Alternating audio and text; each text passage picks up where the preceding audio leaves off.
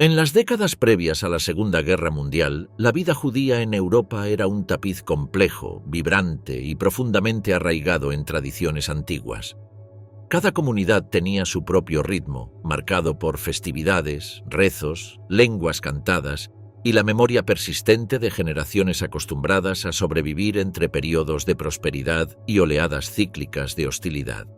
A lo largo del continente, desde los shtetl de Polonia y los Bálticos hasta los barrios burgueses de Viena o Berlín, el judaísmo europeo se expresaba en formas múltiples y sobre todo vivas. En Varsovia, por ejemplo, una ciudad donde más de un tercio de la población era judía, el sonido del yiddish mezclado con el polaco formaba parte habitual del paisaje urbano. En Berlín, las universidades recibían a jóvenes judíos que aspiraban a convertirse en médicos, abogados o ingenieros.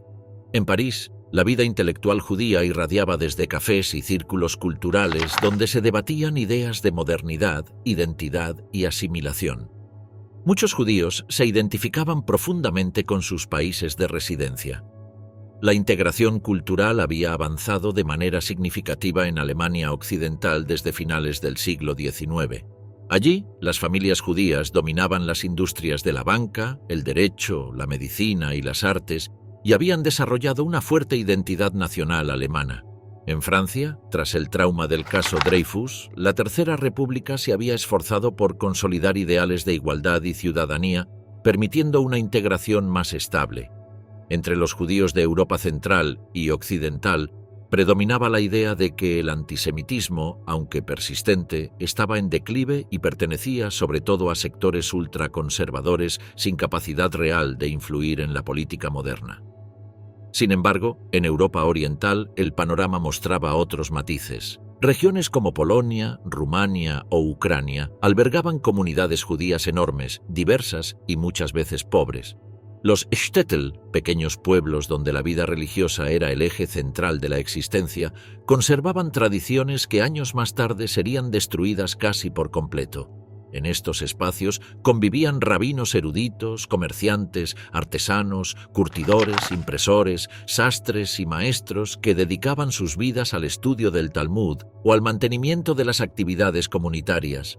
Las sinagogas eran el corazón del pueblo y la vida cotidiana transcurría entre ferias, mercados, disputas pequeñas, bodas alegres y un profundo sentido de solidaridad. En ciudades mayores como Łódź o Cracovia, la comunidad judía se dividía entre una clase trabajadora vinculada a la industria textil, una burguesía comercial creciente y una élite intelectual que participaba activamente en la política de sus países.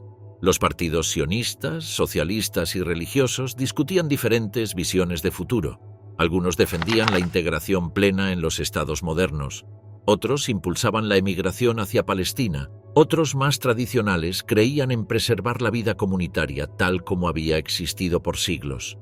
Esta variedad de perspectivas generaba un ecosistema cultural único, que mezclaba la apertura modernizadora con la fuerza de antiguas costumbres. A pesar de los avances en muchas regiones, la tensión era un elemento constante.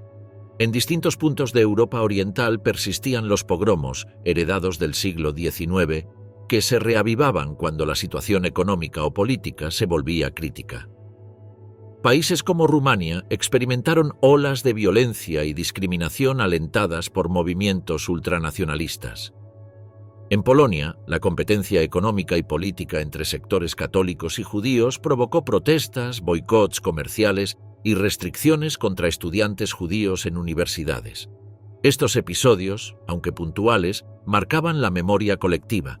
Advertían que la estabilidad podía quebrarse de un día para otro. En Alemania, mientras tanto, el resentimiento nacido tras el Tratado de Versalles alimentaba discursos que señalaban a los judíos como culpables de la derrota y la crisis económica. Aunque esta visión no era mayoritaria antes de 1933, tenía voceros poderosos en partidos extremistas que utilizaban un lenguaje incendiario. Sin embargo, muchas familias judías alemanas se sentían seguras, confiaban en las instituciones republicanas y no imaginaban que aquel antisemitismo marginal se convertiría en política de Estado. La cultura judía florecía en todos los frentes. La literatura yiddish vivía una edad de oro con autores como Sholem Aleichem, cuyas historias sobre la vida en los shtetl resonaban en lectores de distintos países. El teatro judío era una fuerza artística que viajaba desde Vilna hasta Nueva York, con compañías que representaban dramas, sátiras y obras históricas. En el ámbito religioso, el hasidismo mantenía un seguimiento profundo, especialmente en Polonia y Hungría, donde los rebes ejercían influencia moral y espiritual. A su vez, movimientos reformistas y liberales creaban nuevas interpretaciones de la práctica religiosa, especialmente en Alemania y Austria, donde las sinagogas introducían música moderna y prédicas en lengua vernácula. La vida judía también se alimentaba de tensiones internas. Algunos jóvenes consideraban que el modelo tradicional había quedado estancado frente a las exigencias del mundo moderno. Las nuevas generaciones, influenciadas por el socialismo y los movimientos obreros, buscaban una identidad más política que religiosa. En contraste, sectores ortodoxos veían con preocupación la rápida modernización y el riesgo de asimilación. Estas discusiones se intensificaban en reuniones comunitarias, en periódicos y en las calles, generando un ambiente vibrante que caracterizaba a las grandes ciudades con presencia judía. La situación económica variaba enormemente según la región. En Viena, antes de la anexión nazi, los judíos ocupaban posiciones clave en la medicina, la industria editorial y la música. En Berlín, eran figuras destacadas en los cabarets, el cine y la arquitectura. En Europa Oriental, en cambio, buena parte de la población judía sobrevivía con oficios modestos. Aún así, incluso en los lugares más humildes, la educación era un valor central. Las escuelas judías, tanto religiosas como laicas, formaban una generación alfabetizada y con una fuerte identidad cultural que se expresaba a través del estudio, la música y la vida comunitaria. Todo ello coexistía con un detalle silencioso: una creciente sensación de vulnerabilidad, percibida sobre todo por quienes seguían la política europea con atención. Los discursos nacionalistas que se expandían en Alemania, Italia y partes de Europa Oriental incluían un antisemitismo que se hacía cada vez más explícito. A pesar de ello, pocos imaginaban la magnitud del cataclismo que se aproximaba. La mayoría creía que sus vidas transcurrirían, como siempre, entre altibajos, negociaciones con autoridades locales y la persistente capacidad de adaptación que había caracterizado al judaísmo europeo por siglos. En 1933, la llegada de Adolf Hitler al poder generó inquietud, pero no un pánico inmediato. Muchos líderes comunitarios alemanes estimaron que el nuevo gobierno endurecería políticas, pero que las instituciones del Estado de Derecho limitarían cualquier exceso. Nadie visualizaba aún que las antiguas tensiones, los resentimientos nacionalistas y las teorías conspirativas se convertirían en un programa sistemático de persecución. El ascenso del antisemitismo nazi. Cuando Adolf Hitler asumió el poder en enero de 1933, el antisemitismo, que había sido durante décadas una corriente marginal y ruidosa en Alemania, se convirtió, de forma abrupta, en doctrina oficial del Estado. Para millones de judíos europeos, especialmente los que residían en territorios bajo influencia alemana, ese cambio significó el inicio de una transformación profunda y meticulosa de su vida cotidiana. Lo que hasta entonces habían sido insultos, caricaturas ofensivas o discriminación ocasional, se convirtió en una maquinaria legal, política y social diseñada para expulsarlos, degradarlos y aislarlos paso a paso. Desde el primer día, el régimen nazi entendió que la exclusión debía construirse con apariencia de legitimidad, usando leyes, decretos y propaganda para normalizar la persecución y convertirla en un hábito dentro de la sociedad alemana. El proceso fue inmediato y sistemático. A pocas semanas de que Hitler llegara al poder, el nuevo gobierno impulsó el boicot nacional a los comercios judíos, presentado como un acto de defensa contra supuestas conspiraciones internacionales. Las SA se apostaron frente a tiendas, consultorios médicos y oficinas de abogados judíos, pintando estrellas de David y consignas amenazantes. Aunque el boicot duró solo un día, marcó un punto de inflexión. El Estado había declarado públicamente que los judíos eran un enemigo interno. Era el primer paso de un mecanismo que iría cerrándose alrededor de ellos con una precisión calculada. A partir de 1933, el régimen promulgó leyes dirigidas a eliminar a los judíos de la vida profesional. La ley para la restauración del funcionariado público profesional expulsó a miles de maestros, profesores universitarios, jueces y empleados estatales. Médicos judíos perdieron sus licencias, abogados fueron inhabilitados en tribunales y artistas vieron sus obras retiradas de museos y teatros. La exclusión profesional no solo empobreció a decenas de miles de familias, destruyó estructuras sociales enteras, erosionó vínculos comunitarios y transmitió un mensaje inequívoco de marginalización. En paralelo, Joseph Goebbels, ministro de propaganda, transformó el antisemitismo en un elemento cotidiano. Las películas, los noticieros, los periódicos y la radio repetían sin descanso la idea de que los judíos eran responsables de la decadencia económica, moral y cultural del país. Revistas como Der Stürmer inundaron las calles con caricaturas grotescas, reforzando estereotipos medievales y pseudocientíficos. Esta propaganda no solo buscaba convencer, buscaba saturar. La repetición constante convertía la mentira en un paisaje mental del que la población alemana difícilmente podía escapar. La ciencia también fue cooptada para reforzar esta narrativa. Las teorías pseudobiológicas de pureza racial ganaron espacio en universidades y centros de investigación. Las conferencias sobre higiene racial se multiplicaron y conceptos como sangre alemana o raza aria comenzaron a utilizarse como categorías oficiales del Estado. El objetivo era crear un marco intelectual que validara la exclusión, de manera que la población la percibiera no como odio, sino como una política necesaria para preservar la salud del país. Entre 1933 y 1935, esta construcción ideológica preparó el terreno para un salto cualitativo. El 15 de septiembre de 1935, durante el Congreso del Partido en Nuremberg, el régimen promulgó dos decretos fundamentales: la Ley de Ciudadanía del Reich y la Ley para la Protección de la Sangre y el Honor alemanes. Con ellas, los judíos dejaron de ser ciudadanos alemanes y se les prohibió casarse o mantener relaciones con personas consideradas de sangre alemana. Más aún, el Estado definió jurídicamente quién era judío, no por religión, sino por ascendencia familiar. Este cambio fue devastador. Convirtió la identidad judía en una marca legal que no podía cambiarse mediante conversión, integración o patriotismo. El judaísmo se volvió una condición heredada e inalterable. Tras Nuremberg, las restricciones se multiplicaron. Expulsiones de escuelas públicas, prohibiciones deportivas, limitaciones empresariales, confiscación de negocios, restricciones de movimiento y marcaciones administrativas. Cada nueva medida se introducía acompañada de propaganda destinada a convencer a la población de que aquella exclusión era necesaria para proteger a Alemania.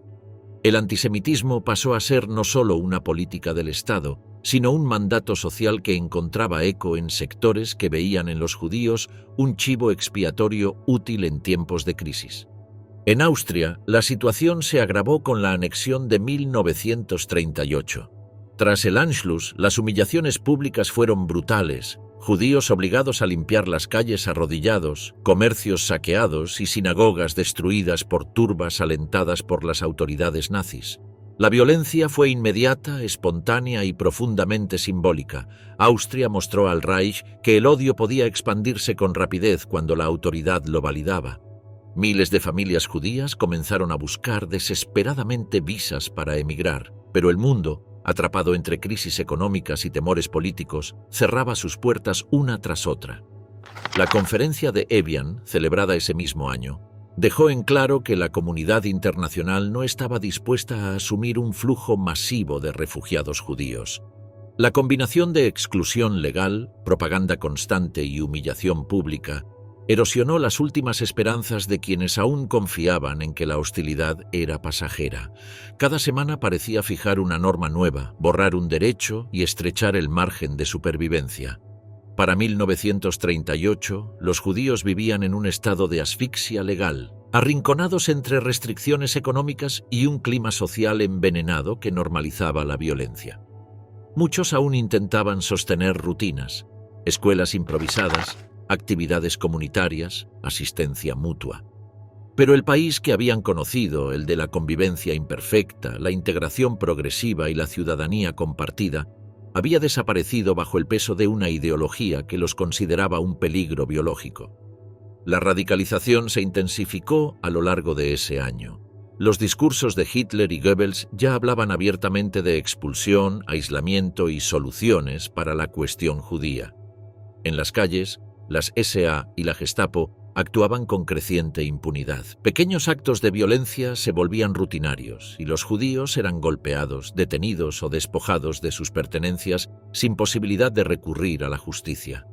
La población, expuesta a años de propaganda, oscilaba entre la indiferencia, el miedo y, en algunos casos, la complicidad activa. A fines de 1938, la situación llegó a un punto de ebullición. La combinación de ideología extremista, resentimiento social y un aparato estatal preparado para actuar desembocó en el primer estallido de violencia masiva y coordinada del régimen nazi contra los judíos de Alemania y Austria. Una noche de fuego, cristales rotos y destrucción marcaría el final de la ilusión de que la persecución podía frenarse y abriría la puerta a una fase aún más siniestra del proyecto nazi. Kristallnacht, 1938. La noche del 9 de noviembre de 1938 comenzó con un silencio extraño en las ciudades alemanas. A simple vista, nada anticipaba que en pocas horas ese silencio sería reemplazado por el estallido simultáneo de miles de vidrios, el humo de sinagogas incendiadas y los gritos de familias judías despertadas por golpes en sus puertas. Kristallnacht, la noche de los cristales rotos, no fue un estallido espontáneo de ira popular, como anunció la propaganda nazi al día siguiente. Fue un ataque organizado, incentivado y coordinado por el régimen, que combinó violencia callejera con humillación pública y la destrucción metódica de todo vestigio visible de la vida judía en Alemania y Austria. El detonante oficial fue el asesinato de un diplomático alemán en París, Ernst von Rath, por parte de un joven judío polaco desesperado por la expulsión de su familia. Los nazis utilizaron el incidente como pretexto perfecto. Joseph Goebbels, consciente de la oportunidad política, pronunció un discurso incendiario ante miembros del partido y ordenó que la indignación se manifestara de inmediato. Pero esa indignación no surgió desde la población civil, surgió desde las SA, las SS, la Gestapo y grupos organizados que recibieron instrucciones precisas. La violencia estaba planificada, aunque presentada como un desborde emocional. Las primeras sinagogas comenzaron a arder al caer la noche. En Múnich, Berlín, Hamburgo, Viena y más de 1000 localidades, comandos nazis forzaron puertas, rompieron ventanas, arrastraron rollos de la Torá hacia las calles y les prendieron fuego. Los edificios religiosos, muchas veces construidos con gran esfuerzo de comunidades centenarias, se convirtieron en hogueras visibles desde varios kilómetros. Bomberos se presentaron en múltiples lugares, pero tenían órdenes: intervenir solo para proteger propiedades áreas adyacentes, no para salvar sinagogas. El mensaje estaba claro: era una destrucción permitida, legitimada y celebrada. Las calles se llenaron de vidrios rotos, muebles destrozados y mercancía esparcida por los suelos. Tiendas judías, consultorios médicos y oficinas fueron saqueados de manera simultánea. Los atacantes actuaban sin prisa, sabiendo que nadie los detendría. Familias completas fueron expulsadas de sus casas durante la madrugada, obligadas a presenciar cómo desconocidos destruían sus pertenencias acumuladas durante una vida entera. Muchos fueron golpeados frente a sus vecinos, obligados a limpiar escombros o arrastrados hacia vehículos de la Gestapo. El clima de terror avanzó de casa en casa. En Berlín, más de 40 sinagogas fueron atacadas. En Viena, la violencia tomó dimensiones casi rituales. Judíos fueron obligados a arrodillarse y rezar mientras turbas los insultaban y golpeaban. En pueblos más pequeños, donde todos se conocían, la brutalidad adquirió un matiz aún más siniestro. Antiguos clientes y compañeros de trabajo observaban, en silencio o con complicidad, cómo sus vecinos judíos eran despojados de todo. La violencia no se limitó a la destrucción material. Entre 30.000 y 35.000 hombres judíos fueron arrestados en cuestión de horas y enviados a campos de concentración como Dachau, Buchenwald y Sachsenhausen. Muchos no estaban acusados de ningún delito. Su arresto era un castigo colectivo y un mensaje de terror. Durante días fueron sometidos a torturas, trabajos forzados y humillaciones. Para ser liberados, muchas familias debieron firmar documentos que comprometían la venta forzada de sus negocios, casas y propiedades a precios irrisorios. Kristallnacht no fue solo violencia física, fue un proceso de saqueo económico cuidadosamente integrado. La reacción internacional fue de indignación, pero no produjo cambios significativos. Países como Estados Unidos, Reino Unido y Francia condenaron los hechos, pero mantuvieron políticas restrictivas para recibir refugiados judíos. La comunidad internacional observó con horror, pero sin acción contundente, cómo un Estado europeo moderno había desatado una persecución abierta contra cientos de miles de personas marcadas como enemigas por su origen. Para muchos judíos alemanes, ese fue el momento en que se derrumbó la esperanza de que las instituciones del Estado pudieran frenar la radicalización nazi. Aquella noche dejó en claro que la persecución ya no era una campaña gradual, había entrado en una fase abiertamente violenta. Tras el ataque, el régimen nazi profundizó la exclusión con nuevas medidas legales. Los judíos debieron pagar una contribución colectiva de 1.000 millones de marcos como compensación por los daños causados por sus propios agresores. Se les prohibió asistir a escuelas públicas, utilizar transporte, visitar teatros o poseer negocios. Antes de Kristallnacht, aún había quienes esperaban resistir la tormenta. Después de ella, todo quedó teñido de urgencia. Emigrar se volvió una carrera contra el tiempo, pero obtener visas era casi imposible. Para muchos sobrevivientes, el recuerdo de esa noche quedó grabado como el momento en que su país, un lugar en el que habían nacido, estudiado, trabajado y criado a sus hijos, se reveló como una amenaza mortal. El crujido de los cristales rotos, los incendios iluminando calles oscuras y los gritos que resonaron bajo un cielo indiferente se convirtieron en símbolos de una nueva etapa. La violencia ya no era un preludio, sino un anuncio de algo mucho más terrible. Mientras el humo de las sinagogas aún flotaba en el aire, el régimen nazi comenzó a consolidar una nueva estrategia para administrar la presencia judía en los territorios ocupados. Ese siguiente paso, aparentemente administrativo, transformaría ciudades enteras en espacios de confinamiento y control absoluto. Aquí comenzaría la era de los guetos. La creación de los guetos. Cuando la invasión alemana a Polonia comenzó el 1 de septiembre de 1939, millones de judíos quedaron atrapados en un territorio que pronto sería el laboratorio central de la política antisemita del Reich. La idea de separarlos del resto de la población, una iniciativa presentada por los nazis como una medida de seguridad y control sanitario, era en realidad un paso previo y necesario para una futura eliminación física. La creación de los guetos no fue improvisada, fue el resultado de decisiones calculadas, estudiadas y avaladas por un aparato administrativo decidido a convertir ciudades enteras en espacios de aislamiento, sufrimiento y muerte lenta. Las órdenes se implementaron primero en los territorios polacos anexados directamente al Reich y poco después, en el gobierno general, una enorme región administrada como colonia alemana. Allí, comandantes civiles y militares comenzaron a desplazar barrios completos para concentrar a los judíos en áreas limitadas, muchas veces viejas zonas residenciales deterioradas. La lógica era simple y cruel. Encerrar a cientos de miles de personas en espacios reducidos, reducir su acceso a comida, trabajo y vivienda y dejarlas sobrevivir como pudieran mientras la maquinaria nazi definía planes más definitivos. El gueto de Łódź, uno de los primeros y más estrictos, fue sellado en abril de 1940. Más de 160.000 judíos quedaron atrapados dentro de un laberinto de calles estrechas, cercadas con alambre de púas y vigiladas por patrullas armadas. Las puertas estaban custodiadas por policías alemanes y una fuerza auxiliar judía obligada a obedecer órdenes imposibles. El hambre comenzó a instalarse en cuestión de semanas. Las raciones oficiales eran tan reducidas que miles dependían del contrabando, que a su vez se castigaba con ejecuciones sumarias. Las fábricas instaladas dentro del gueto, convertidas en talleres de trabajo forzado, se presentaron como una posibilidad de supervivencia, pero también sirvieron para explotar mano de obra en condiciones inhumanas. En Varsovia, donde vivían más de 350.000 judíos antes de la guerra, la situación alcanzó dimensiones colosales. El gueto fue establecido formalmente en noviembre de 1940, convertido en el mayor confinamiento de la historia moderna.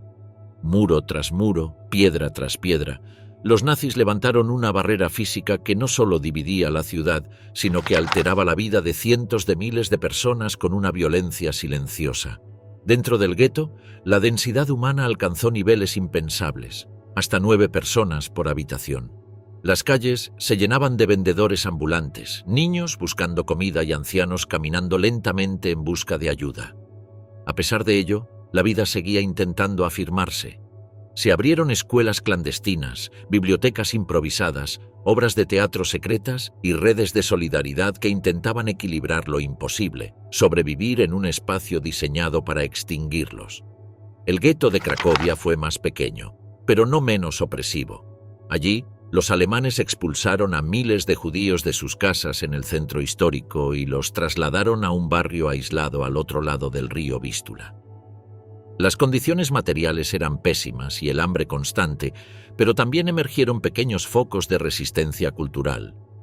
Rabinos que organizaban estudios clandestinos, médicos que, sin medicamentos, intentaban frenar epidemias con conocimientos y disciplina, y familias que celebraban festividades con lo poco que podían conservar. El proceso administrativo que creaba estos guetos era tan rígido como deshumanizante. Cada judío debía identificarse con una estrella amarilla cosida a la ropa. Debían registrar sus pertenencias, informar cambios de domicilio y cumplir con toques de queda estrictos. El encierro iba acompañado de un control económico total. Los nazis requisaron negocios, confiscaron propiedades y supervisaron cada actividad comercial. El objetivo era quitar autonomía, destruir dignidad y convertir a las comunidades judías en una masa completamente dependiente de las decisiones alemanas. Al mismo tiempo, los guetos se convirtieron en espacios donde el liderazgo judío, organizado en los Judenräte, consejos obligatorios impuestos por los nazis, debió enfrentar decisiones imposibles. Estos consejos administraban comida, trabajo, vivienda y sanidad bajo condiciones de brutal escasez. Sus miembros vivían atrapados entre las demandas feroces de la autoridad alemana y la desesperación de su propio pueblo, conscientes de que cualquier orden incumplida podía desencadenar castigos colectivos.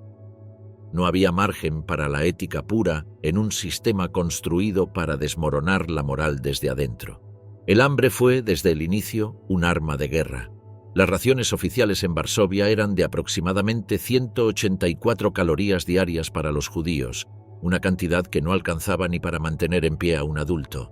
La desnutrición generalizada volvió endémicas enfermedades como el tifus y la tuberculosis. Cuerpos debilitados, niños extremadamente delgados, ancianos colapsando en las calles. La vida cotidiana en un gueto era una sucesión de silencios pesados, filas interminables y una lucha constante por conseguir lo más básico. A pesar de ello, la vida cultural persistió. En Varsovia, poetas y músicos continuaron creando obras que circulaban en secreto. Se organizaron diarios clandestinos que documentaban la vida cotidiana, sabiendo que algún día el mundo necesitaría pruebas de aquello. El archivo clandestino Onek Shabbat, impulsado por Emanuel Ringelblum, reunió miles de documentos, cartas, dibujos infantiles y testimonios que sobrevivirían para contar la historia desde adentro. La preservación de la memoria se convirtió en un acto de resistencia. Cada gueto desarrolló su propio ritmo, su propio dolor y su propia manera de aferrarse a la vida. Pero todos compartían el mismo destino. Estaban diseñados para ser temporales. Los nazis nunca los imaginaron como espacios permanentes, sino como lugares donde concentrar poblaciones enteras hasta decidir su futuro final. Ese futuro comenzó a tomar forma en 1941, cuando la invasión alemana a la Unión Soviética radicalizó aún más la política antisemita y transformó el encierro en una antesala mortal. La conferencia de Wannsee. La mañana del 20 de enero de 1942, una helada cubría las orillas del lago Wannsee, en las afueras de Berlín. La villa donde se celebraría la reunión parecía tranquila, casi idílica. Desde afuera, nadie sospecharía que detrás de sus ventanas se tomarían decisiones que sellarían el destino de millones de seres humanos. Entre tazas de café, cigarrillos y un lenguaje administrativo calculado, altos funcionarios del Tercer Reich coordinaron la logística del crimen más sistemático de la historia moderna. La conferencia de Wannsee no fue el origen del genocidio, pero sí el momento en que la maquinaria asesina quedó ordenada, estandarizada y aprobada por las principales instituciones del Estado alemán. La reunión, convocada por Reinhard Heydrich, quien oficiaba jefe de la Oficina Central de Seguridad del Reich, tenía un objetivo claro: asegurar la cooperación de los distintos ministerios y agencias en la implementación de la llamada solución final a la cuestión judía. Ese término, frío y engañoso, llevaba meses circulando entre los altos mandos nazis, pero en Wannsee adquirió un significado concreto: asesinato industrial, deportaciones masivas, campos de exterminio y eliminación completa de la vida judía en Europa. Lo que se buscaba no era debatir si debían hacerlo, sino cómo hacerlo de manera eficiente. El documento principal presentado por Heydrich enumeraba aproximadamente 11 millones de judíos que vivían en territorios europeos o bajo influencia alemana. La precisión de las cifras revelaba la magnitud del plan. Desde los judíos del Reich hasta los de España, Gran Bretaña, Suiza, los Balcanes, la Unión Soviética y Turquía. Cada comunidad, sin importar su tamaño o nivel de integración, estaba incluida en la proyección de exterminio. Las palabras utilizadas como evacuación, tratamiento especial o trabajo bajo vigilancia eran eufemismos diseñados para ocultar la brutalidad real del proyecto. Heydrich explicó que la guerra había creado la oportunidad histórica para llevar adelante la solución final. El desplazamiento masivo de población, el caos administrativo en los territorios ocupados y el control absoluto sobre Polonia y Europa Oriental facilitarían la implementación de medidas extremas. El plan contemplaba transportar a los judíos desde todos los rincones de Europa hacia el este, donde serían primero sometidos a trabajos forzados. Tras la inevitable mortalidad natural por agotamiento y hambre, los sobrevivientes, que eran considerados por los nazis como los más resistentes, serían asesinados de manera sistemática. La frialdad con la que se discutieron estos puntos marcó a quienes estudiaron el documento décadas después.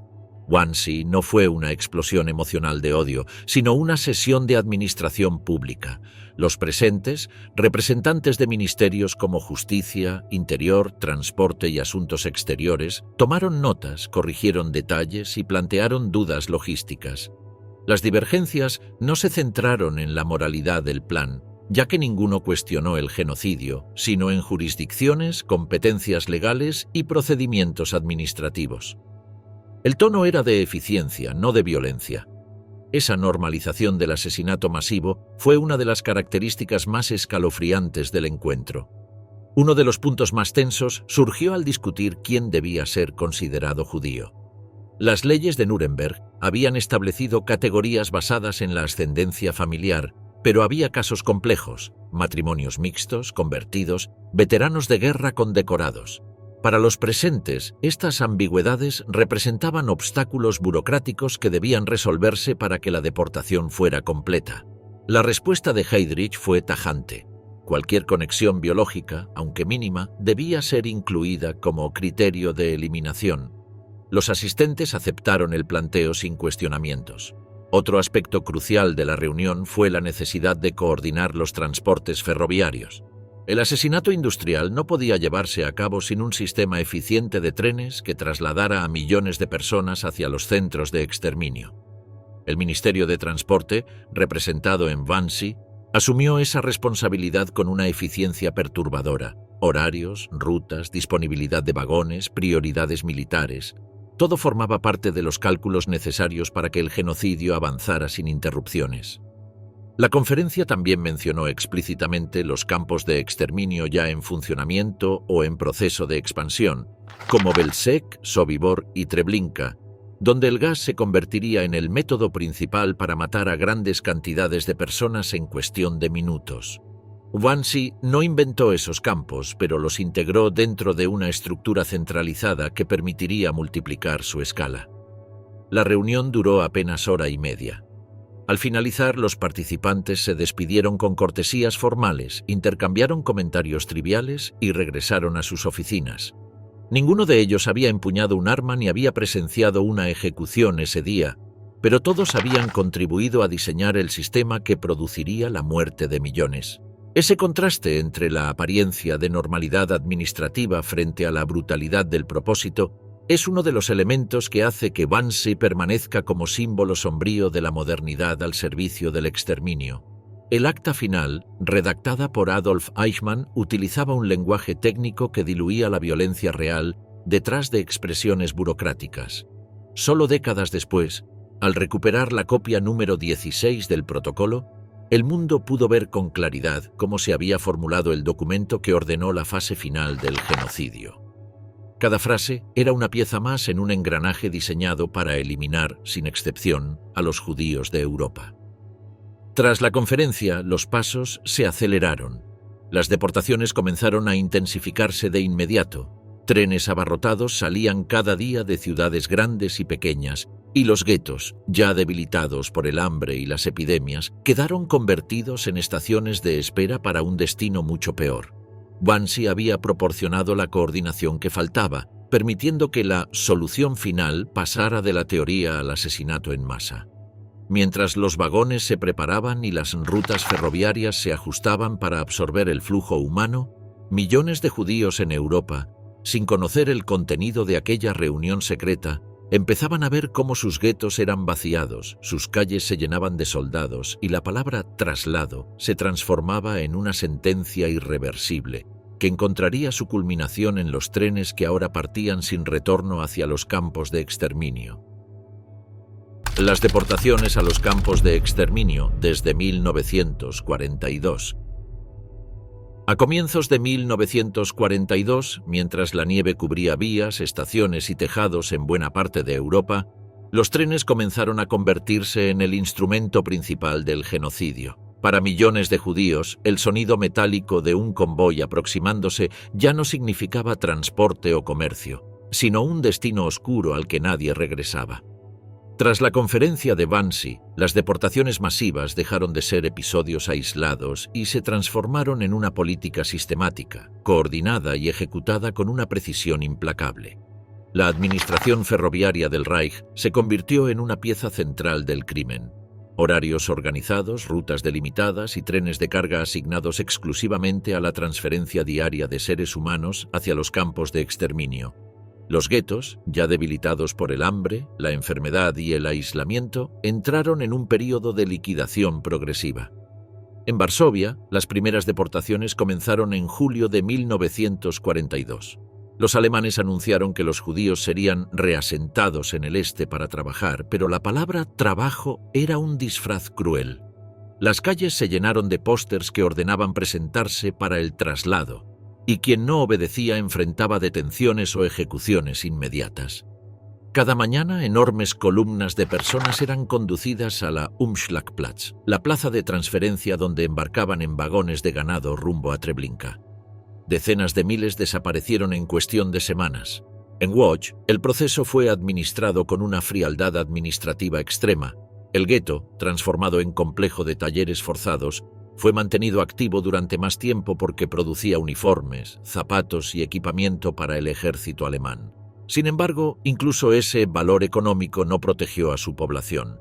A partir de 1942, los trenes comenzaron a llevar primero a los ancianos y enfermos, luego a los niños, en una operación especialmente traumática conocida como la Sperre, y finalmente a familias enteras.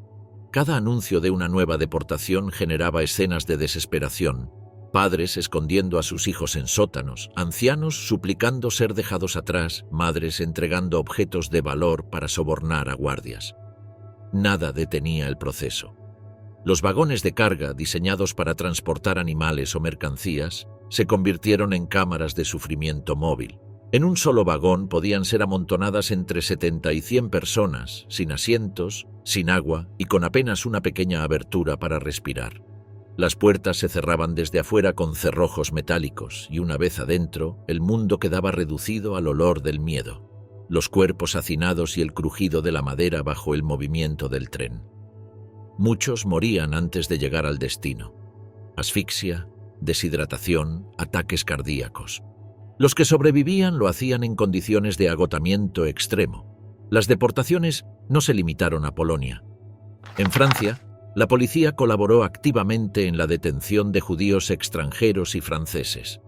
La redada del velódromo de invierno, en julio de 1942, convirtió un estadio deportivo en un espacio de encierro masivo donde miles de personas quedaron hacinadas sin ventilación ni agua potable durante días antes de ser enviadas a Auschwitz.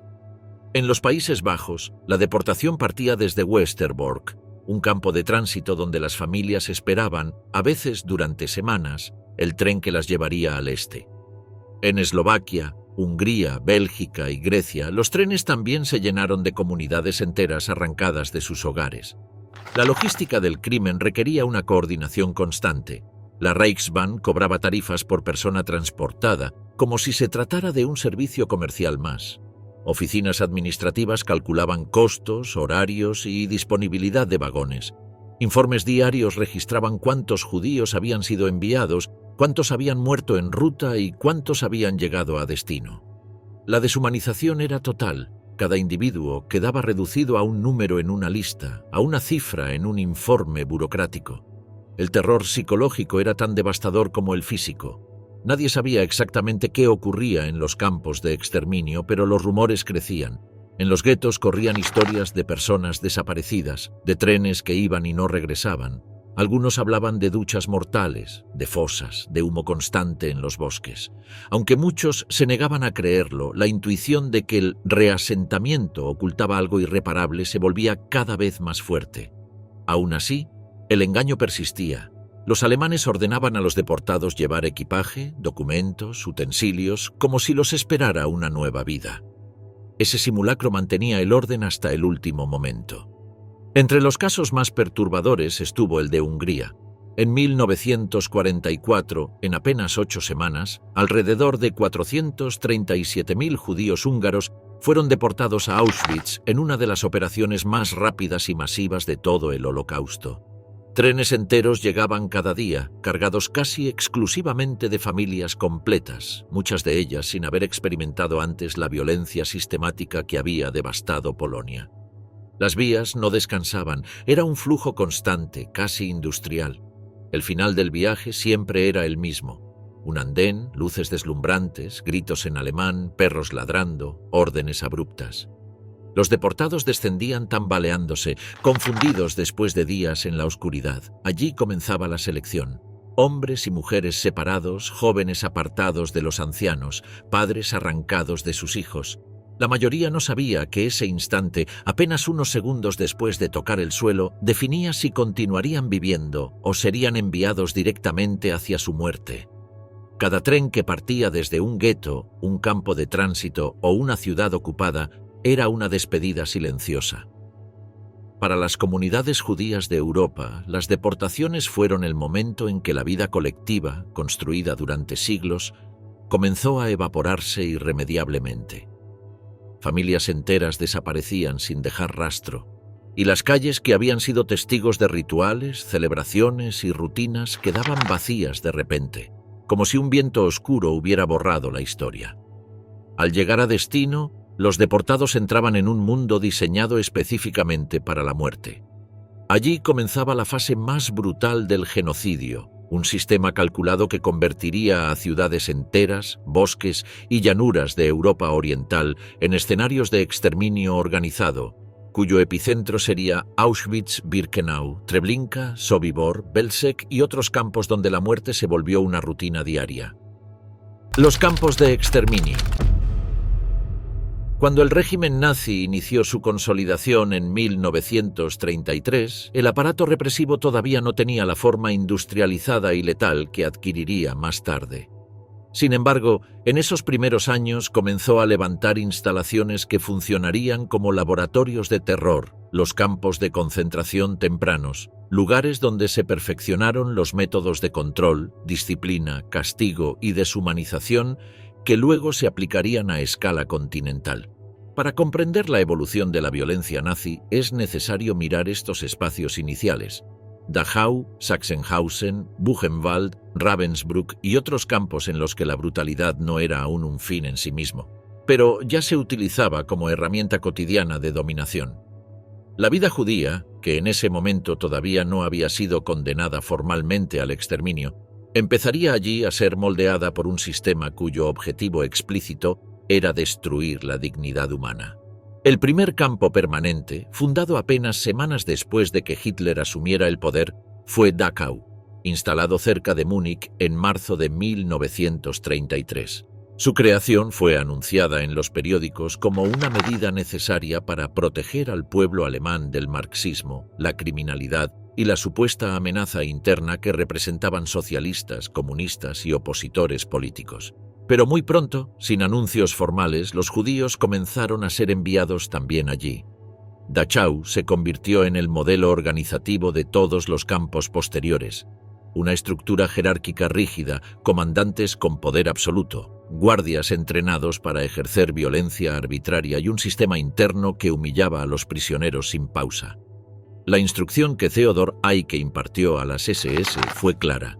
Los prisioneros no tenían derechos. Su existencia dependía exclusivamente de la voluntad del guardia que tuvieran frente a ellos. Ingresar a Dachau significaba atravesar un ritual de desposesión.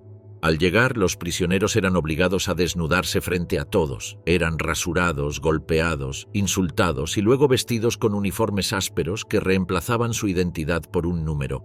Este proceso, que luego se repetiría millones de veces en toda Europa, era ya una declaración de intenciones. El campo debía quebrar cuerpo, mente y espíritu. No se trataba de exterminar, al menos no todavía, sino de habituar a hombres y mujeres a un mundo donde la violencia era la norma y donde el Estado podía moldear la existencia al detalle. En Sachsenhausen, inaugurado en 1936 a pocos kilómetros de Berlín, la arquitectura misma estaba diseñada para ensayar la eficiencia de vigilancia.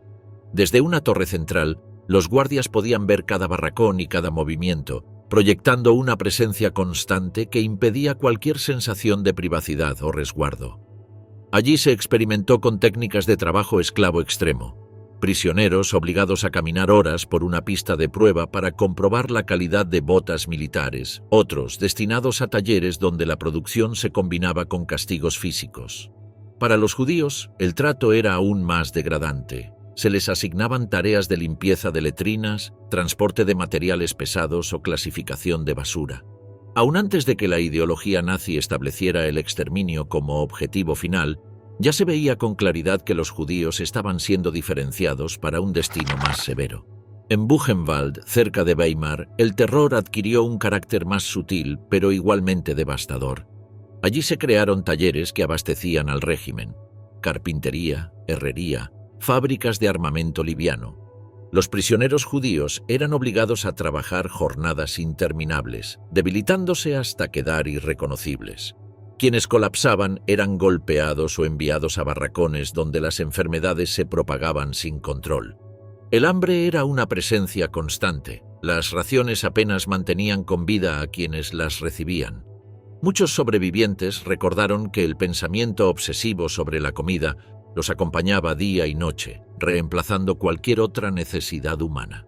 A finales de los años 30, estos campos empezaron a recibir a miles de judíos tras eventos políticos concretos. Durante la Kristallnacht, más de 30.000 fueron arrestados y enviados a Dachau, Sachsenhausen y Buchenwald. Para muchos fue el primer aviso de que el régimen estaba dispuesto a utilizar la infraestructura del terror contra ellos de manera directa y masiva. La mayoría fue liberada semanas después, pero no sin una consecuencia fundamental. Debían firmar documentos comprometiéndose a emigrar de Alemania, renunciar a bienes e incluso aceptar ventas forzadas de propiedades. Estos campos, entonces, se convirtieron no solo en espacios de castigo, sino en instrumentos de extorsión que obligaban a los judíos a abandonar el país bajo amenaza de muerte. Los castigos en los primeros campos adquirieron formas que luego serían replicadas en toda Europa.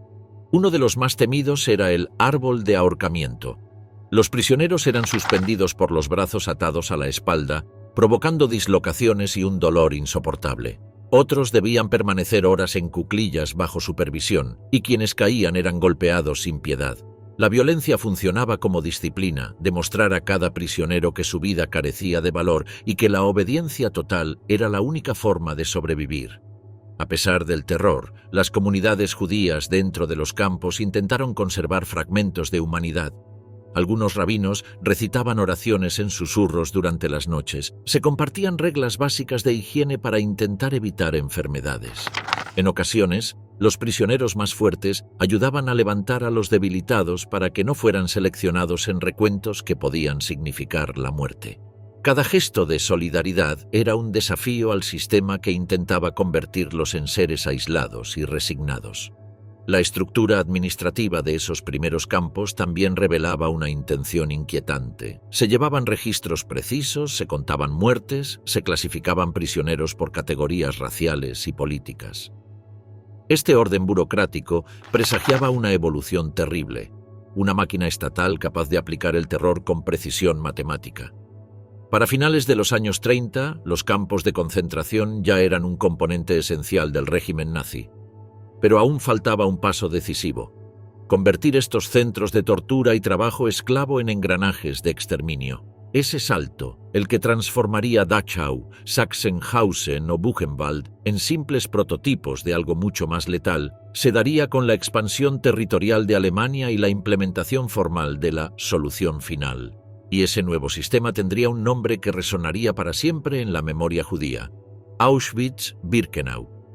Cuando comenzó la ocupación alemana de Polonia en 1939, el régimen ya había perfeccionado los fundamentos del terror en los primeros campos, pero aún no existía una estructura diseñada exclusivamente para matar a escala continental.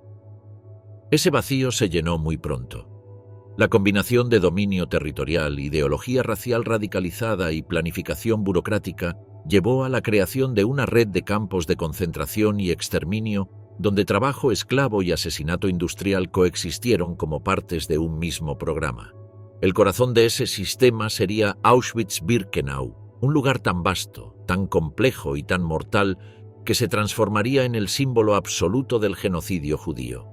Auschwitz comenzó como un campo de concentración en 1940, construido sobre un antiguo cuartel militar en la región de Oświęcim, en Polonia. Su función inicial era alojar prisioneros políticos polacos, pero su ubicación, cercana a líneas ferroviarias estratégicas y rodeada de zonas rurales fáciles de controlar, lo convertía en un candidato ideal para convertirse en algo mucho más grande. Cuando Himmler visitó el área, vio un potencial que cambiaría la historia. En Auschwitz podían coexistir trabajo esclavo masivo y al mismo tiempo instalaciones de exterminio ocultas en zonas extensas. Era el terreno perfecto para transformar la teoría de la solución final en un mecanismo real. En 1941 comenzó la expansión hacia Birkenau, también denominado Auschwitz II, un complejo gigantesco con barracones para decenas de miles de prisioneros, sistemas de vigilancia multiplicados, zonas administrativas separadas y la infraestructura necesaria para recibir trenes de toda Europa. Sus andenes internos, diseñados para permitir que los trenes ingresaran directamente al corazón del campo, revelaban el propósito del lugar: ser una estación terminal desde la cual la mayoría de los deportados no volvería a ver la luz del día. La escena típica en Birkenau se repetía miles de veces en cuestión de semanas. El tren se detenía, las puertas se abrían con un golpe seco y los prisioneros eran empujados fuera entre gritos, ladridos y golpes. Muchos no podían mantenerse en pie tras días de viaje encerrados en vagones de ganado sin agua ni ventilación. Los guardias SS dictaban órdenes rápidas mientras mujeres, hombres, ancianos y niños se agrupaban instintivamente. En pocos minutos se formaba una fila para la selección, los aptos para trabajar a un lado, los demás al otro. Ese gesto simple, una mano levantada, un dedo señalando hacia la izquierda o la derecha, determinaba la vida o la muerte. La mayoría era enviada directamente a las cámaras de gas. Estas instalaciones estaban camufladas como baños colectivos, con carteles falsos que indicaban duchas y salas de desinfección. Los prisioneros debían dejar sus pertenencias en perchas numeradas para simular un retorno que jamás ocurriría. Dentro de las cámaras, el espacio se cerraba herméticamente y se arrojaban pastillas de Zyklon B, un pesticida que liberaba ácido cianhídrico al contacto con el aire. En menos de 20 minutos, cientos de personas morían atrapadas en un silencio brutal. Luego entraban los Sonderkommandos, prisioneros judíos obligados a retirar los cuerpos, separar dientes de oro, cortar cabello y cargar los cadáveres a los crematorios. Era la tarea más dolorosa del campo, y quienes la realizaban vivían sabiendo que eventualmente serían ejecutados para evitar testigos del proceso. Sus testimonios, que fueron escondidos, enterrados y eventualmente recuperados tras la guerra, son de los documentos más desgarradores que existen sobre la maquinaria del exterminio. Los crematorios funcionaban las 24 horas. En días de actividad máxima, Birkenau podía eliminar miles de cuerpos por jornada, y cuando los hornos no daban abasto, se encendían piras al aire libre. El humo era tan constante que los prisioneros decían que el cielo parecía no cambiar nunca. Para quienes eran seleccionados para el trabajo esclavo, el tormento tenía otro ritmo. Los barracones estaban abarrotados, con literas de madera que alojaban hasta 8 personas en un solo nivel. Las enfermedades como tifus, disentería y tuberculosis eran una amenaza permanente. La comida consistía en sopa aguada cargada de restos, pan duro y un sucedáneo de café que apenas calentaba las manos. Muchos prisioneros perdían la fuerza en cuestión de semanas. Los trabajos forzados se realizaban bajo vigilancia constante. Auschwitz albergaba fábricas vinculadas a IG Farben, donde miles de judíos producían caucho sintético, químicos o materiales de construcción. Otros eran enviados a canteras, zanjas, talleres, depósitos o caminos. Cada tarea desgastaba el cuerpo y la moral, y los guardias golpeaban o ejecutaban sin previo aviso a quienes se movían lento o parecían desfallecer. Entre el trabajo y las selecciones, sobrevivir requería una combinación de resistencia física, suerte y ayuda mutua. Los prisioneros compartían trozos de pan, se advertían entre sí sobre inspecciones sorpresivas o escondían enfermos para evitar que fueran enviados a las cámaras de gas.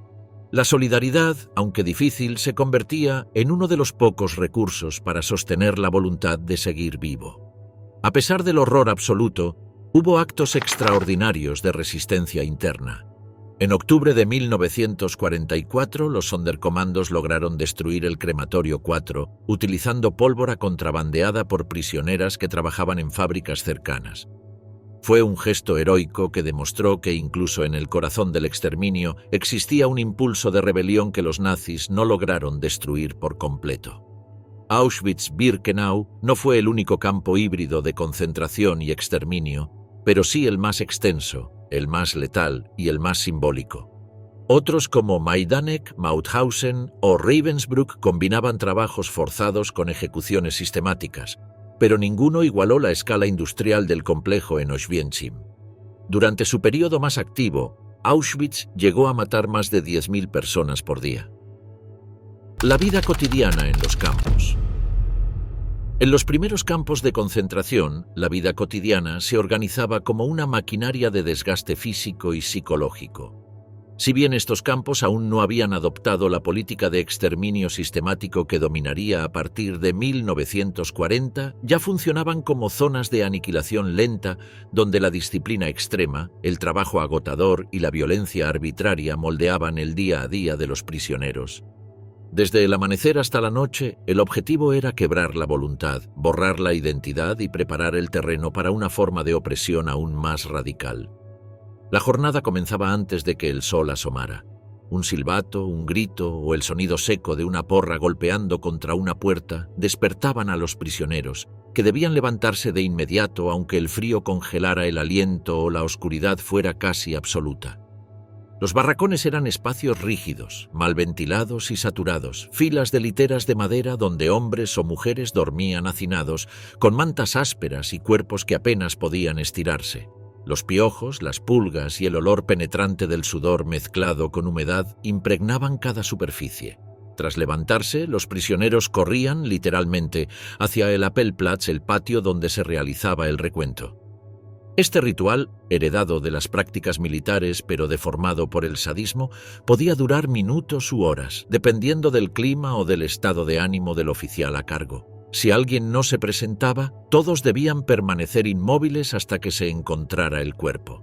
Si un prisionero caía por agotamiento, otros debían sostenerlo para evitar castigos colectivos. La disciplina del recuento anticipaba lo que sería el resto del día, un equilibrio constante entre obediencia, miedo y supervivencia. Después del recuento venía el desayuno, que no merecía tal nombre. Una taza de líquido caliente que apenas podía llamarse café, acompañada por un trozo de pan duro que cada prisionero debía aprender a racionar si quería evitar desmayarse a media jornada. Comer demasiado rápido era una sentencia para el hambre que llegaría horas después. Comer demasiado lento podía significar perder la ración por un golpe sorpresivo del guardia. Las reglas eran invisibles pero claras. Cualquier error era castigado. El trabajo forzado empezaba inmediatamente. Cada campo tenía su propio sistema, pero el objetivo era idéntico: explotar cuerpos debilitados al máximo. En Dachau, muchos prisioneros eran enviados a talleres, fábricas improvisadas o zonas de construcción. En Sachsenhausen, la pista de prueba donde los prisioneros caminaban durante horas sin descanso se volvió símbolo de ese desgaste infinito.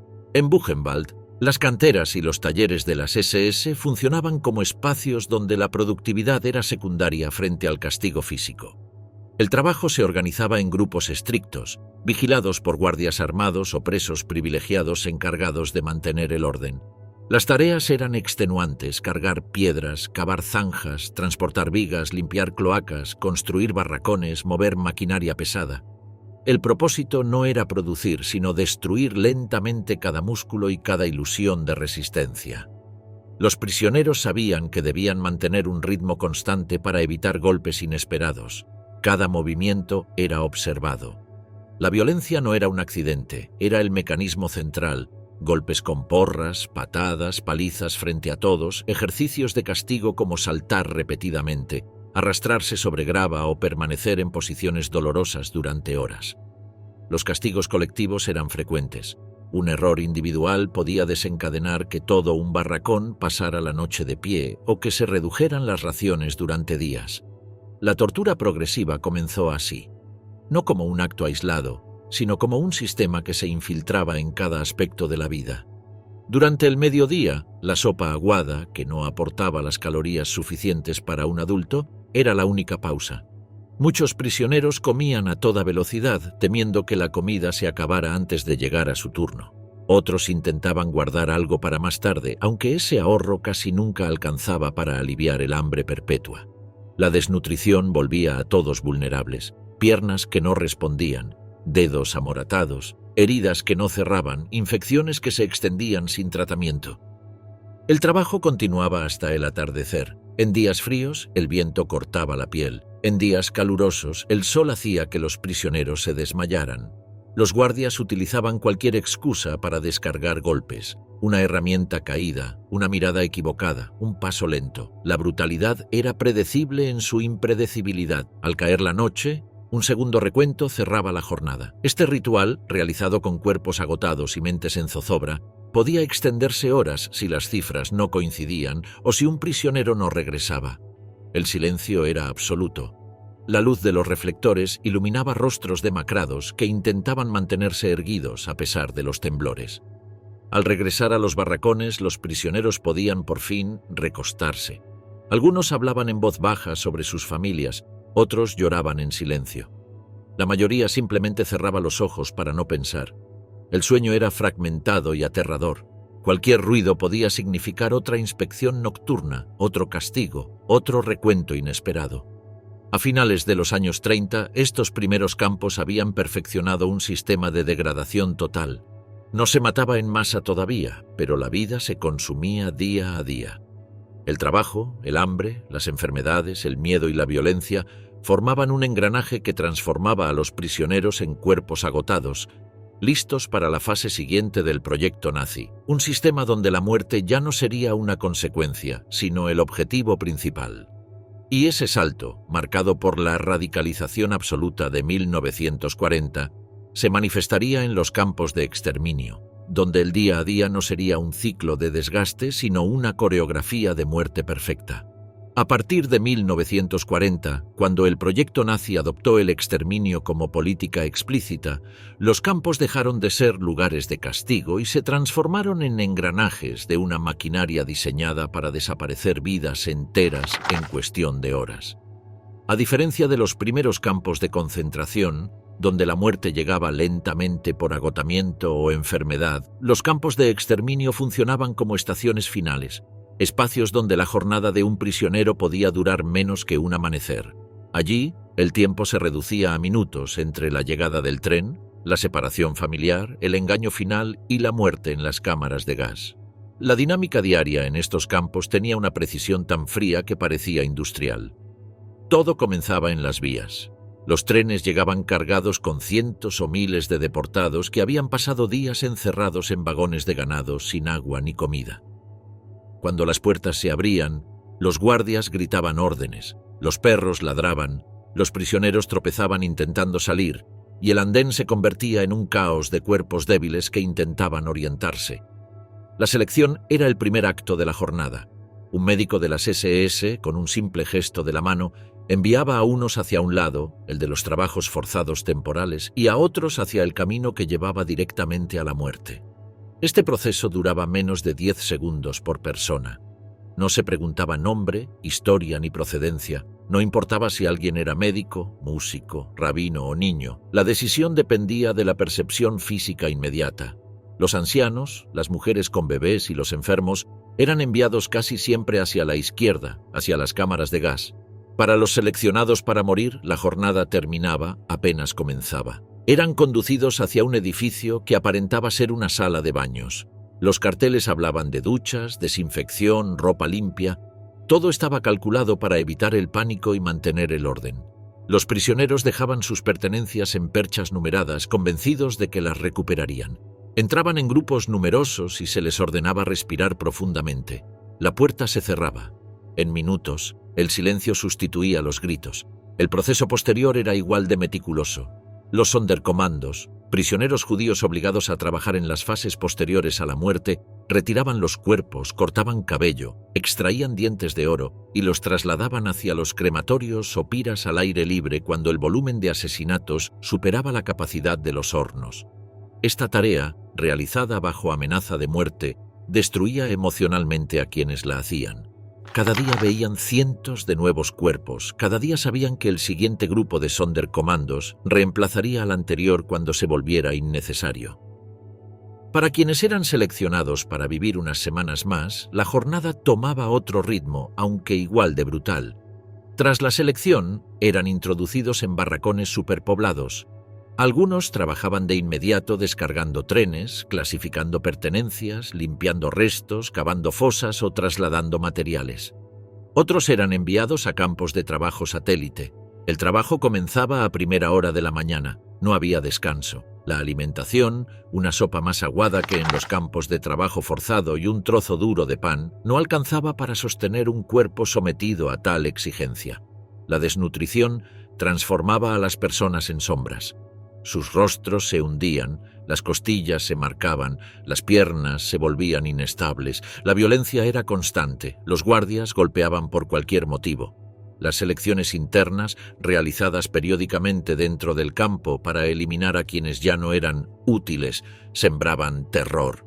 Un prisionero podía sobrevivir 3 días o 3 semanas, nadie lo sabía. La supervivencia dependía de asignaciones de trabajo menos mortales, pequeños actos de solidaridad, sobras de comida o simplemente suerte. Las noches eran un tormento. Los barracones se llenaban de enfermos, quejidos, llantos contenidos. El olor a cuerpos sin lavar, heridas infectadas y humedad llenaba el aire. Dormir era casi imposible. Muchos temían cerrar los ojos y no despertar. Otros temían despertar en medio de una nueva selección o una ejecución arbitraria. La oscuridad no traía alivio, traía incertidumbre. En estos campos, la degeneración absoluta no era un efecto colateral, era un objetivo. Los nazis diseñaron cada espacio para destruir cuerpos, mentes y vínculos humanos. La muerte era tan cotidiana que no sorprendía. Todo estaba pensado para que el tiempo transcurriera como un ciclo repetitivo de trabajo, hambre, golpes, miedo y muerte.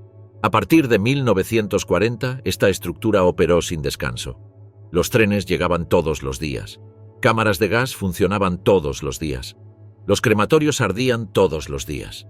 La maquinaria solo se detenía cuando no había combustible, cuando el viento impedía encender las piras o cuando un levantamiento temporal, como un ataque o un intento desesperado de fuga, obligaba a una pausa breve. La tragedia era tan vasta que muchos sobrevivientes afirmaron que el tiempo dentro del campo no podía medirse en días o semanas, sino en estados de agotamiento y momentos entre selecciones. La vida se reducía a una sola pregunta: ¿llegaré al próximo amanecer? La resistencia judía. En los guetos, en los bosques, en los campos de exterminio y hasta en los convoyes rumbo a la muerte, la resistencia judía surgió como una expresión compleja, múltiple y profundamente humana. No se trató únicamente de levantamientos armados, aunque los hubo, extraordinarios y heroicos, sino también de resistencia cultural, espiritual, documental, clandestina. En un mundo construido para destruirlos, cada acto de afirmación, cada palabra preservada, cada niño escondido y cada arma improvisada constituyó un desafío directo al proyecto nazi. La resistencia judía no nació de la esperanza de triunfar militarmente, sino de la convicción de que incluso cuando todo parecía perdido, la dignidad no debía ser entregada sin combate. Entre todas las formas de resistencia, la más emblemática fue la insurrección del gueto de Varsovia, ocurrida en abril de 1943. Allí, tras meses de deportaciones masivas hacia Treblinka, un grupo de jóvenes mal armados decidió que el siguiente transporte sería enfrentado con fuerza. La Organización Judía de Combate, también conocida como SHOBE y el STTBB, la Unión Militar Judía, reunieron armas improvisadas, pistolas escasas, bombas caseras, botellas incendiarias fabricadas en sótanos clandestinos. Sabían que no podían derrotar al ejército alemán, pero también sabían que permitir la liquidación sin luchar equivaldría a aceptar el destino sin dejar testimonio. Cuando las tropas alemanas entraron al gueto el 19 de abril, esperaban una deportación rutinaria. En cambio, se encontraron con fuego desde las azoteas, emboscadas en los callejones y francotiradores ocultos tras ventanas destruidas. Las primeras horas sorprendieron a los alemanes, quienes debieron retroceder. Durante casi un mes, pese a la desproporción absoluta de fuerzas, los combatientes judíos resistieron entre ruinas y túneles. Edificio por edificio, las SS incendiaron bloques completos para expulsarlos. Mordejai Anielewicz, líder de la SHOB, escribió en su última carta que habían cumplido el sueño de la juventud judía, que la resistencia sea posible. Cuando el gueto quedó reducido a cenizas, su lucha ya se había convertido en símbolo de la resistencia humana frente al exterminio. Otro levantamiento extraordinario ocurrió en Sobibor, un campo diseñado exclusivamente para matar. Allí, en octubre de 1943, un grupo de prisioneros liderados por Alexander Pechersky, un oficial judío soviético, organizó una rebelión audaz. Asesinaron a varios oficiales de las SS mediante engaños y emboscadas, desarmaron a guardias, cortaron líneas de comunicación y provocaron un caos que permitió que unos 300 prisioneros escaparan hacia los bosques. La mayoría fue posteriormente capturada, pero decenas lograron sobrevivir hasta el final de la guerra. Su éxito llevó a los nazis a cerrar Sobibor y destruirlo para borrar las huellas del levantamiento. En Treblinka, otro grupo de prisioneros del Sonderkommando organizó una revuelta en agosto de 1943. Robaron armas, prendieron fuego a instalaciones y atacaron a los guardias. Cerca de 200 prisioneros lograron huir, alrededor de 70 sobrevivieron a la guerra. La rebelión demostró que incluso en un lugar construido para aniquilar en cuestión de horas, la organización clandestina podía desafiar la brutalidad. La resistencia también tomó formas silenciosas pero profundas. En el gueto de Vilna, grupos culturales clandestinos organizaban lecturas, obras teatrales y debates filosóficos como modo de conservar la identidad frente al despojo total. El FPO, la Organización Partisana Unida, operaba en secreto, creando redes de comunicación y escondites, intentando adquirir armas y organizar unidades guerrilleras que pudieran huir a los bosques. Su lema, "No seamos llevados como ovejas al matadero", se convirtió en un grito de dignidad en todo el este europeo. Los archivos clandestinos fueron otra forma crucial de resistencia. En Varsovia, el grupo Onek Shabbat, dirigido por Emanuel Ringelblum, documentó minuciosamente la vida en el gueto: diarios, fotografías, informes, recetas, cartas de despedida, dibujos de niños. Todo fue enterrado en cajas metálicas y bidones de leche, con la esperanza de que algún día alguien lo encontrara. Tras la guerra, parte del archivo fue recuperada y se convirtió en un testimonio incomparable de la experiencia judía bajo el nazismo. En los bosques de Polonia, Bielorrusia y Ucrania surgieron grupos de partisanos judíos, muchos de ellos formados por personas que habían escapado de guetos o transportes. Algunos grupos actuaban de manera independiente, otros se integraron a unidades soviéticas.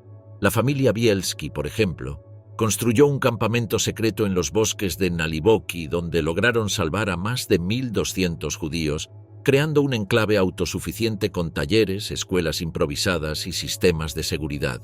Lucharon, sabotearon líneas ferroviarias y resistieron ataques constantes. La resistencia también se manifestó en actos mínimos pero valientes dentro de los campos.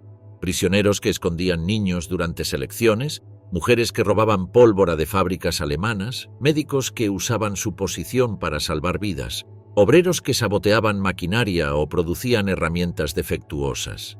En Auschwitz, un grupo de mujeres, Rosa Robota, Ala Gärtner, Stusia Weissblum y Regina Saphirstein, logró sacar pólvora de la fábrica de municiones y la entregó a los Sonderkommandos para el levantamiento de octubre de 1944, cuando lograron destruir uno de los crematorios antes de ser ejecutados. Incluso existió resistencia espiritual, oraciones murmuradas en secreto, celebraciones clandestinas de festividades, niños instruidos en sus tradiciones, rabinos que continuaban enseñando en susurros. Estos gestos, invisibles para los guardias, eran un recordatorio de que el judaísmo no sería borrado por completo.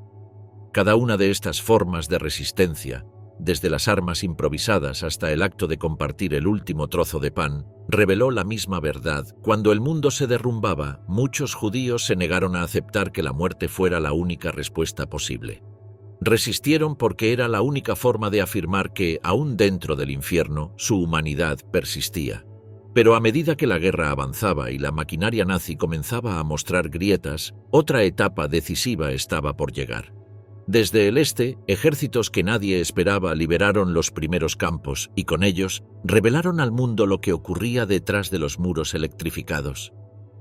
La liberación de los campos. El amanecer del 27 de julio de 1944 llegó con un rumor que recorrió Majdanek como un viento extraño. Los prisioneros escucharon detonaciones lejanas, órdenes confusas y el sonido acelerado de motores que no pertenecían a los guardias. Minutos después, los soldados soviéticos cruzaron las cercas. No dispararon, no hubo necesidad. El campo, parcialmente evacuado y destruido a las apuradas por las SS, quedó en silencio. La liberación del primer gran campo de exterminio no fue un acto heroico, sino un descubrimiento. Los soviéticos no sabían qué iban a encontrar, y los prisioneros tampoco imaginaban que estaban a punto de volver a ver el mundo exterior. La escena era desconcertante. Los soldados avanzaron entre barracones vacíos, montañas de zapatos, montones de huesos calcinados y almacenes repletos de pertenencias robadas. El olor a muerte impregnaba cada rincón. Algunos prisioneros, demasiado débiles para levantarse, miraban a los liberadores con desconfianza. Habían visto tantos uniformes y escuchado tantas promesas que no sabían si creer en la salvación. Otros, al reconocer que no eran alemanes, lloraron sin sonido, como si la voz se les hubiera borrado en el campo. Quienes aún podían caminar se arrastraron hacia los soldados y los abrazaron sin comprender qué estaba sucediendo. Majdanek fue el primer campo liberado, pero no el último. A medida que el Ejército Rojo avanzaba desde el este y los aliados desde el oeste, los campos comenzaron a caer uno tras otro. Sin embargo, la liberación no significó un final inmediato para el sufrimiento. En muchos lugares los nazis intentaron borrar la evidencia, destruyeron crematorios, quemaron documentos y forzaron a los prisioneros a marchar en largas marchas de la muerte hacia el interior de Alemania. Miles murieron en el camino, abatidos por disparos, el frío o el agotamiento. Aún así, algunos campos fueron encontrados prácticamente intactos. En Auschwitz-Birkenau, liberado el 27 de enero de 1945, los soviéticos entraron en un lugar que parecía detenido en el tiempo. Los edificios seguían en pie, las cercas electrificadas aún crepitaban, las cámaras de gas estaban dañadas pero intactas, y los almacenes rebosaban montañas de maletas, juguetes, gafas y montones de cabello humano empacado en sacos industriales. Los prisioneros sobrevivientes, unos 7.000, que se encontraban demasiado enfermos o débiles para evacuar, vagaban como sombras entre la nieve. Muchos no entendieron que estaban libres. Acercarse a los soldados y decir Ich bin Jude, es decir, soy judío, era un acto cargado de miedo. Durante años esa frase había significado una sentencia de muerte. El primer impacto emocional de los liberadores fue tan profundo como desconcertante. Ningún soldado soviético, estadounidense o británico había visto algo semejante. No era solo el número de cuerpos, sino el sistema completo, la arquitectura pensada para matar, la eficiencia industrial aplicada al exterminio, la escala inimaginable del crimen. Los soldados intentaban ofrecer comida a los sobrevivientes, pero muchos morían al ingerirla. Sus cuerpos, devastados por la inanición, no podían procesar de golpe alimentos pesados. Médicos improvisaron cuidados, pero la magnitud del daño físico era inmensa. En Buchenwald, liberado por los estadounidenses en abril de 1945, los sobrevivientes se alinearon frente a las cámaras de los corresponsales, mostrando cuerpos esqueléticos que se convertirían en una de las primeras pruebas fotográficas del Holocausto. En Bergen-Belsen, los británicos entraron el 15 de abril en un infierno de cadáveres amontonados, barracones infestados de tifus y prisioneros que apenas podían mover la cabeza. Allí encontraron a Anne Frank, muerta poco antes, y a miles que ya no podían hablar, reconocer rostros o recordar sus nombres. La escena era tan dantesca que muchos soldados vomitaron al entrar. Otros lloraron sin ocultarse. El proceso de atención médica fue desesperado. Los equipos sanitarios improvisaron hospitales de campaña, distribuyeron alimentos en pequeñas raciones y comenzaron tratamientos contra el tifus y otras enfermedades. Pero para muchos sobrevivientes, la liberación llegó demasiado tarde. En Bergen-Belsen, más de 13.000 murieron después de ser liberados, incapaces de recuperarse de las condiciones extremas del campo. Aún así, los médicos y enfermeras hicieron lo posible, trabajando día y noche entre cadáveres que no podían retirarse con suficiente rapidez. El shock emocional también golpeó a los sobrevivientes. Algunos buscaban frenéticamente a familiares que nunca volverían.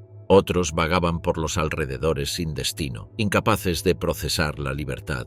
Hubo quienes se aferraron a los uniformes aliados como si fueran salvavidas. Otros rompieron a llorar al comprender que su mundo, compuesto por sus casas, familias y ciudades, había desaparecido para siempre. Para muchos, la liberación significó una nueva forma de soledad.